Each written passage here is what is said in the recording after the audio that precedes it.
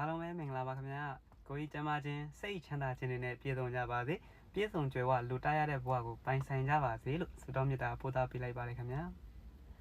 9729999AC အဗရန်ကိုစ်မတန်တာမိသားစုဝင်ဖြစ်လို့စိတ်ချမ်းသာပြီးအနေအများကင်းနေပါပြီခင်ဗျာဒါလေးကတော့ကျွန်တော်ရဲ့ဒုတိယမြောက်ဗီဒီယိုလေးပေါ့နော်ရရဲနဲ့ပဲကျွန်တော်ထည့်ရိုက်လိုက်ပါတယ်ဒီနေ့ကလာပြည့်နေ့ပေါ့နော်ဝါဆိုလာပြည့်နေ့လေးမှာတီချယ်မှာထားသလိုကျွန်တော်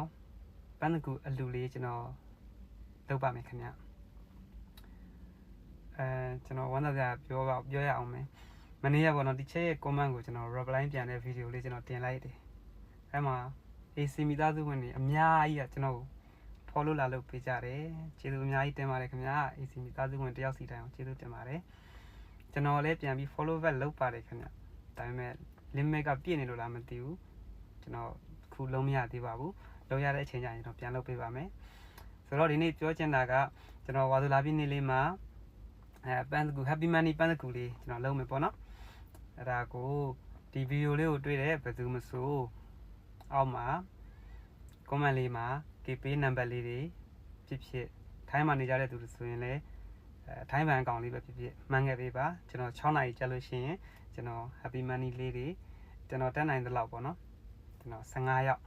ကျွန်တော်အလူပြုပါမယ်ခင်ဗျအားလုံးကိုကျေးဇူးအများကြီးတင်ပါတယ်ကိုစိတ်နဲ့ပြကျမ်းမာချမ်းသာကြပါစေစီးပွားဥစ္စာတွေဒီရေလာတိုးတက်ကြပါစေအစားအစာအဆင်ပြေကြပါစေလို့ဆုတောင်းမေတ္တာပို့သပေးလိုက်ပါတယ်ခင်ဗျ